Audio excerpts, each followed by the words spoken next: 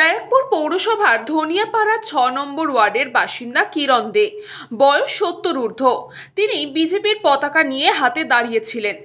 সেই সময় ৬ নম্বর ওয়ার্ডেরই কাউন্সিলর কেকা মুখার্জির স্বামী সুব্রত মুখার্জির সঙ্গে তার বচসা বাঁধে। সুব্রতবাবু কিরণবাবুকে বলেন, স্বাস্থ্যসাথী পান, কন্যাশ্রী পান, লক্ষ্মীর ভাণ্ডার পান, লজ্জা করে না? তৃণমূলের সমস্ত সুবিধা নিচ্ছেন আর বিজেপি করছেন। এরপরেই কিরণবাবুকে মারধর করা হয় বলে অভিযোগ।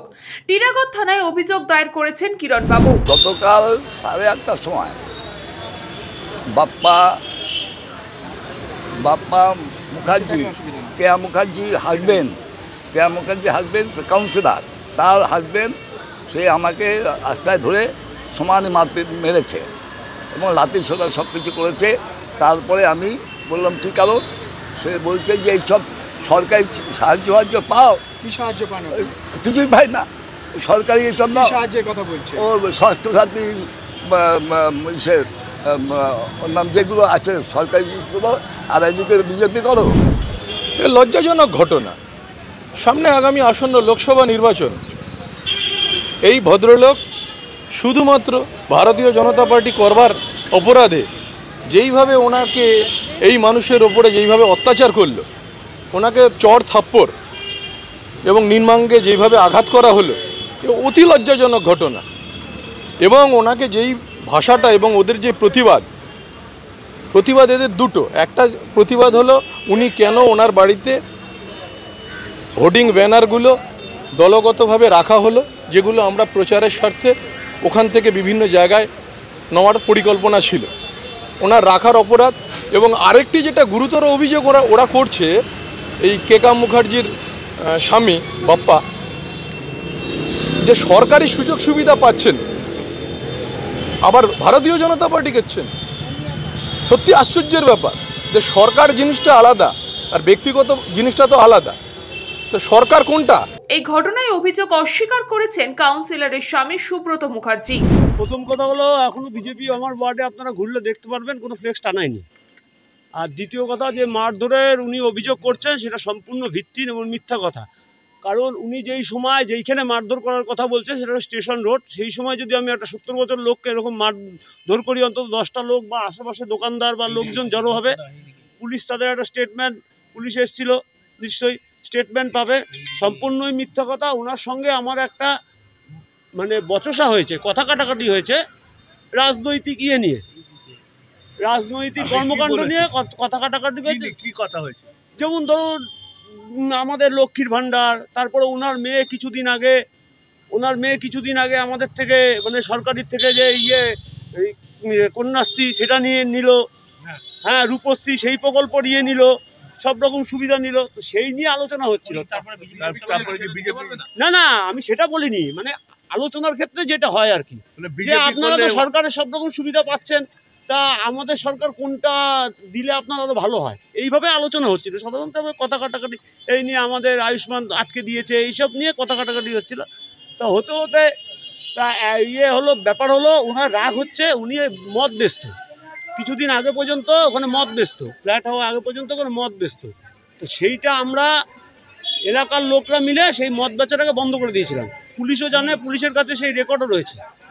তা ওনার রাগ হচ্ছে অ্যাকচুয়ালি ওইটা মদ বেচাটা, কেন আমরা বন্ধ করেছি। কালকে মারধর করলেন? বলছি না, মারধরের তো সম্পূর্ণ মিথ্যা কথা। মাথা ফাটলো? হতেই পারে না। মাথা ফাটলে আপনারা খুলে দেখুন, যদি ওনার মাথা ফাটে, আমি দায়িত্ব নিয়ে বলছি আপনাকে, আপনারা যা বলবেন আমি সেইভাবে। না আমি সেটা ঠিক করে দিতে, জাস্ট আলোচনা হয়েছে, একটা রাজনৈতিক আলোচনা হয়, অপোনেন্টের সঙ্গে নিশ্চয়ই হতে পারে। হাত তুলিনি, সম্পূর্ণ মিথ্যা কথা। এটা উনি সম্পূর্ণভাবে মিথ্যা কথা বলছে। এটা সে হতে পারে, উনি করতে পারে ওনার মতো করে। কথা কাটাকাটি হয়েছে, আমি তো অস্বীকার করছি না। স্বাস্থ্যসাথী পেলে বা রূপশ্রী পেলে তাকে তৃণমূল করতে হবে, আমি তো একবারও বলিনি। আপনার সঙ্গে আমার রাজনৈতিক দ্বিমত থাকতে পারে, তা আলোচনা করতে পারি তো এই নিয়ে, যে আমি এটা দিচ্ছি, তুমি কেন তারপরে অন্য দলকে ফেভার করছো। আমি তো সেটা আমার দলের প্রচার আমি করতেই পারি। এইখানে স্বাস্থ্যসাথী বলতে পারি, লক্ষ্মীর ভাণ্ডার বলতে পারি, রূপশ্রী বলতে পারি। তো এইখানে তো অন্য কোন দলের ফেভার করছেন? কে উনি? কালকে তো আমি জানলাম বিজেপি করা। উনি আগে রাজনৈতিক দল করতে জানি না, কালকেই হঠাৎ শুনলাম। তার আগে পর্যন্ত বললাম না উনি মদ ব্যস্ত। মেন রাগ হচ্ছে, বলেছেন যে সরকারের সুবিধা নিবি না সরকারে না, সরকার এগুলো প্রকল্পগুলো দিচ্ছে, সুবিধা দিচ্ছে, এই কথা বলা হয়েছিল। ঘটনার খবর পেয়ে ঘটনাস্থলে আসেন বিজেপি প্রার্থী অর্জুন সিং। তিনি বলেন যেটা হচ্ছে সেটা ভালো হচ্ছে না। অর্জুনবাবু আরো বলেন এভাবে মানুষকে মেরে ভয় দেখিয়ে কিছুই করা যাবে না। রাত্রিবেলা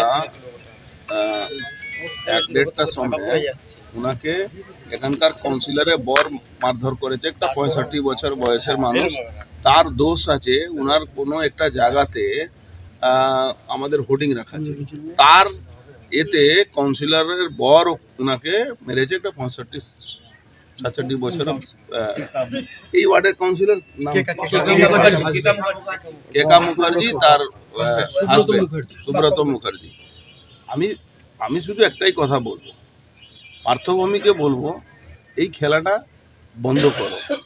আজকে রাত্রিবেলা ওখানে মেরেছে, আবার জগদ্দল বিধানসভা মুকুন্দপুরে একটা ছেলেকে মেরেছে। এই খেলা বন্ধ করো, তাহলে সম্পূর্ণ দায় কিন্তু তোমাকে নিতে হবে।